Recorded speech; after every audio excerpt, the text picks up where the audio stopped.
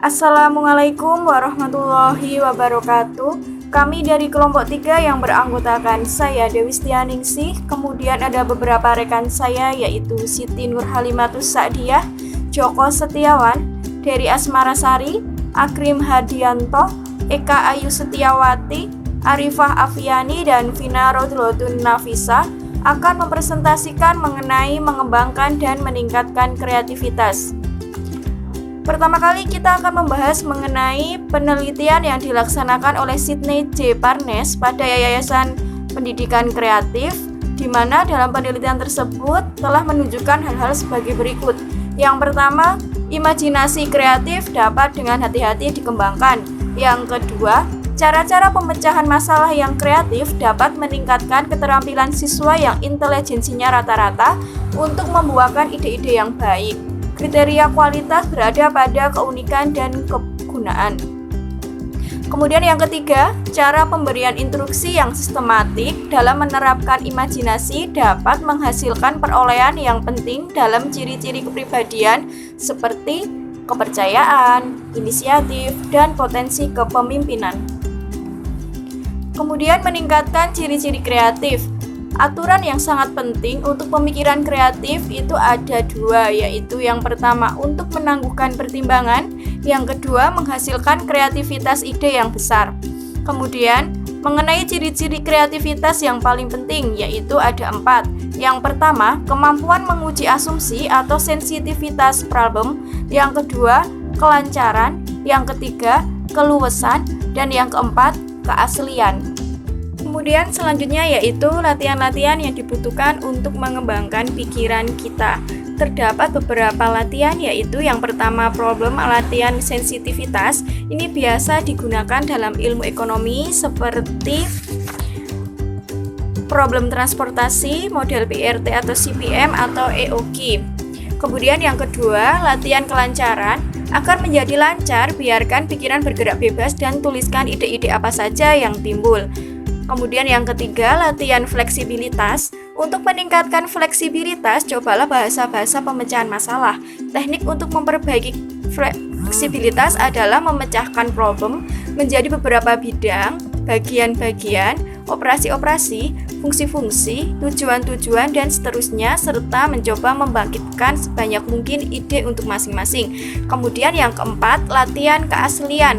Untuk meningkatkan keaslian, jangan terlalu menekankannya. Fokus pada pembangkitan pada sejumlah besar ide dan keaslian akan mengikuti. Kemudian yang kelima, pengilhaman. Merupakan teknik yang paling populer untuk membangkitkan ide. Pengilhaman dikenal oleh Alex Osborne pada tahun 1930 melalui bukunya Applied Imagination atau Imajinasi Terdepan. Osborne memfokuskan pada penghapusan bahwa tidak kreatif karena menyaring atau melarang sebelum meneliti, ide-ide karena halangan perseptual. Dalam melakukan pengilhaman, ia menyembunyikan kritisme dengan membunyikan bel-bel keras. Pengilhaman didasarkan pada asas dasar dan aturan. Asas dasar tersebut adalah menunda penilaian atau mengenyampingkan kritisme. Yang kedua, kuantitas membuahkan kualitas, yaitu bekerja keras untuk mendapatkan kuantitas ide yang besar. Kemudian aturan-aturan itu adalah 1. Sampingkanlah kritisme. Yang kedua, mengizinkan adanya diskusi yang bebas. Yang ketiga, mencari banyak kuantitas ide. Dan yang keempat, mendorong kombinasi dan perbaikan. Kemudian, latihan selanjutnya yaitu sinetik. Pada awal tahun 1950-an, William Jojo Gordon mempelajari pemikiran kreatif dan teori Osborne, mulai merekam keadaan pita sidang-sidang tim kreatifnya. Ia mencatat ketika sebuah ide baru muncul, ide itu diungkapkan sebagai analogi dengan problem yang serupa yang ditemukan dalam sifat atau di mana saja di kehidupan. Gordon mulai meneliti beberapa penemuan sejarah dan mendapatkan bahwa analogi merupakan wawasan kunci yang mengarah pada penemuan di hampir setiap kasus. Gordon memformulasikan proses itu sebagai sebuah teknik yang disebut sinetik. Sinetik berasal dari kata Yunani yang artinya menggabungkan unsur-unsur yang berbeda dan nampaknya tidak relevan. Untuk Ciri-ciri sinetik sendiri itu yang pertama yaitu sinetik mencoba membuat keanehan yang sudah dikenal dengan menarik jauh si pemecah masalah dari problem itu sehingga pemecah kreatif dapat diselesaikan. Kemudian, sinetik mencoba membuat apa yang sudah dikenal secara aneh itu melalui mempertimbangkan problem dengan cara yang baru. Tipe dasar analogi menggunakan fantasi, langsung, dan personal. Analogi fantasi didasarkan pada memandang sebuah problem dalam persyaratan kehendak idealistik ketimbang aktualistik. Analogi langsung melibatkan situasi paralel dalam kehidupan nyata yang didasarkan pada pengalaman dan pengetahuan sendiri. Analogi personal melibatkan penempatan diri sendiri pada peran dari problem itu sendiri. Kemudian yang ketujuh ada daftar untuk mencek. Merupakan sarana yang sederhana untuk membangkitkan ide-ide yang dikaitkan dengan sebuah problem dan mengecek pokok-pokok terhadap aspek problem tertentu. George Palia, seorang ahli matematik, secara khusus mencatat pendekatannya terhadap pemecahan masalah, menganjurkan supaya menggunakan daftar cek untuk memecahkan masalah-masalah sistematik. Kemudian yang kedelapan yaitu pertalian yang dipaksakan. Adalah sebuah teknik yang membantu mengembangkan kemampuan untuk membangkitkan ide-ide yang nampaknya tidak ada kaitannya. Yang kesembilan, pendaftaran atribut. Pendaftaran atribut melibatkan pengambilan aspek khusus dari problem, mendaftar atribut-atributnya, dan kemudian memfokuskan pada atribut-atribut ini untuk membangkitkan ide-ide baru. Kemudian yang ke-10, analisis morfologi. Analisis morfologi melibatkan penggunaan dari sebuah sistem jaringan untuk menguji atribut-atribut di antaranya beberapa dimensi. Analisis ini sengaja mengkombinasikan asas-asas pertalian yang dipaksakan dan teknik mendaftar atribut. Saya dari Asmarasari akan mencoba melanjutkan presentasi dari Dek Dewi mengembangkan suasana kreatif. Kreativitas dalam organisasi industrial adalah akibat dari orang-orang yang kreatif dalam lingkungan yang kreatif. Kepustakaan organisasional terdiri dari banyak rekomendasi yang berbeda untuk memperkuat kreativitas. Beberapa rekomendasi yaitu hilangkanlah atau kurangkanlah halangan-halangan untuk kreatif di dalam sebuah organisasi.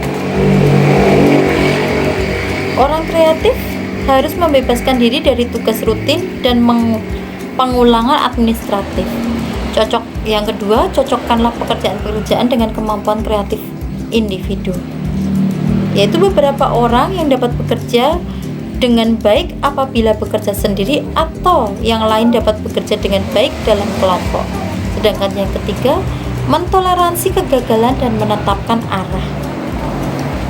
Orang yang kreatif perlu suasana yang mengizinkan ide-ide radikal tanpa dinilai secara kasar. Nah, yang selanjutnya, memperbaiki motivasi untuk meningkatkan produktivitas dan memecahkan problem secara kreatif. Penyelesaian yang kreatif harus diperkenalkan kepada publik, kepada teman-teman sebaya, dan untuk mendapatkan pengakuan yang demikian meningkatkan baik perkiraan diri dan motivasi diri. Selanjutnya, mempertinggi penilaian diri dan membangun keyakinan anggota organisasi. Individu yang kreatif akan berada pada posisinya yang terbaik bila mana pemikiran mereka ditantang, bukan keamanan atau ego mereka. Selanjutnya, meningkatkan komunikasi sehingga ide-ide dapat disambungkan dengan lebih baik. Individu yang kreatif juga memiliki kebutuhan untuk berkomunikasi dengan teman sebaya di luar organisasi. Orang yang kreatif memerlukan tempat yang sehat untuk ide-ide mereka dan terus-menerus mengkaji ulang ide-ide mereka. Yang terakhir, tempatkanlah orang yang kreatif dalam pekerjaan khusus dan beri kesempatan berlatih yang menguntungkan kreativitas mereka. Jenjang karir yang mantap dan hadiah finansial harus tidak merugikan orang-orang yang kreatif yang bukan merupakan bagian dari jalur organisasi. Slide selanjutnya, menerapkan teknik pemikiran kreatif untuk merancang algoritma heuristik. Heuristik berasal dari kata Yunani heuriskan, artinya menemukan. Heuristik adalah prosedur yang sederhana, sering dipengaruhi oleh pengertian umum dan kreativitas untuk memecahkan problem-problem yang sulit. Heuristik seharusnya 1. Sederhana, dengan mempermudah pengguna memahami dan menerima. Yang kedua, memiliki tempat menyimpan komputer rendah yang memenuhi syarat. Ketiga, cepat dalam hal waktu penghitungan. Keempat, teliti, memiliki optimal angka rata-rata kesalahannya dan kerusakan alat-alatnya kecil. Sedangkan yang kelima, baik dan kuat, yakni heuristik itu harus memperoleh penyelesaian yang baik untuk berbagai macam problem dan tidak perlu sensitif untuk mengubah parameter. Sedangkan yang keenam, mampu menerima masalah-masalah yang pada awalnya bersifat ganda, entah dapat dilaksanakan ataupun tidak. Yang ketujuh, menghasilkan penyelesaian ganda atau idealnya pada pelaksanaan tunggal. Dengan demikian mengizinkan pengguna memilih hasil yang paling memuaskan. Sedangkan yang kedelapan, memiliki kriteria akhir sehingga dapat mengambil keuntungan dari penelitian, belajar, dan menghindari stagnasi. Sedangkan yang 9 atau yang terakhir, meningkatkan keterampilan interaktif dengan pembuat keputusan. Sebagian besar heuristik dapat digolongkan ke dalam satu atau lebih kategori. Yang pertama konstruksi, yang kedua perbaikan, kemudian program matematik, yang keempat pemisahan, yang kelima penggolongan, yang keenam membatasi wilayah penyelesaian, dan yang ketujuh relaksasi. Dukungan komputer pokok bagi peningkatan kreativitas. Lawrence Young telah menguji peran dari komputer yang dapat meningkatkan kreativitas. Young membatasi pemrosesan ide sebagai sebuah proses yang memperlakukan ide-ide itu sebagian masukan dan memproduksikan sebagai problem keputusan atau perencanaan. Pentingnya pemrosesan ide diringkas. Yang pertama, pemrosesan ide ekstensif diarahkan pada problem keputusan yang penting atau kesempatan memperoleh pengambilan keputusan dan tindakan. Yang kedua, pemrosesan ide yang ekstensif diperlukan dalam membatasi dan terus-menerus membatasi kembali cakupan dan komponen problem keputusan yang kompleks, yakni dengan mengidentifikasi sasaran dan faktor-faktor yang dapat mempengaruhi sasaran yang dicapai. Yang ketiga, pemrosesan ide yang ekstensif diperlukan untuk mengidentifikasi strategi alternatif atau direncana tindakan pada situasi problem keputusan yang kompleks. Yang keempat, pemrosesan ide lebih ketimbang aturan pembatasan sebelumnya untuk algoritma matematis logis berikut. Sering merupakan sarana yang melalui sarana itu sebuah keputusan dibuat di antara strategi-strategi alternatif. Set selanjutnya akan dilanjutkan oleh Joko. Selanjutnya yaitu Young mendukung sebuah pendekatan teknik, yakni mengasalkan rancangan dari teori sebaik mungkin. Ia mengusulkan 3 tingkatan generik dukungan pemrosesan ide. Yang pertama yaitu tingkat sekretaris. Pada hakikatnya, komputer dapat digunakan sebagai sarana untuk menangkap, merekam, dan mencerminkan kembali pemikiran individual untuk mempermudah pembagian selanjutnya. Yang kedua yaitu tingkat paradigma kerangka kerja. Komputer melengkapi penggunaan dan kerangka kerja terpilih sehingga dapat disesuaikan dengan organisasi pemikir pengguna. Kerangka kerja ini bertindak sebagai pembantu pengorganisasian pikiran. Cara bertindak seperti daftar cek. Yang ketiga itu tingkat genetif. Komputer digunakan untuk membangkitkan dan memanjangkan ide-ide kata untuk pertimbangan pengguna dan mensintesiskan atau mengasosiasikan unsur-unsur kata. Untuk selanjutnya yaitu yang menganjurkan supaya fungsi pemrosesan ide dapat didukung oleh komputer. Yang pertama yaitu penelitian divergen untuk ide-ide alternatif dengan memfokuskan pada klarifikasi ide dan pengaturan kombinasi. Yang kedua, problem pembatasan kembali dan generalisasi yang ide-idenya diklasifikasikan dan diatur ke dalam hierarki logis yang memantulkan tingkat relatif dan keumuman dan kehusukan. Yang ketiga, bantuan manipulasi ide seperti daftar cek.